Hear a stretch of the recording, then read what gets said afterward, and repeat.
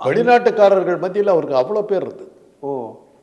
ஒரு ஃபாரின் இவங்கள இது பண்ணும்போது பேசும்போது, "who you choose as a best actor in our Tamil film" போது, "we feel Muthuraman is the right choice" அப்படின்றாங்க. ஓ! அந்த அளவுக்கு அவருக்கு இருந்தது. என்ன ஒரு அந்த ரொமான்டிக் ஹீரோவாக அவரால் வர முடியல. ரவிச்சந்திரனும் ஜெய்சங்கரும் கிரியேட் பண்ண அந்த ரொமான்டிக் இதை வந்து அவங்களால கொண்டு வர முடியல. அதே தான் சிவகுமாரும்.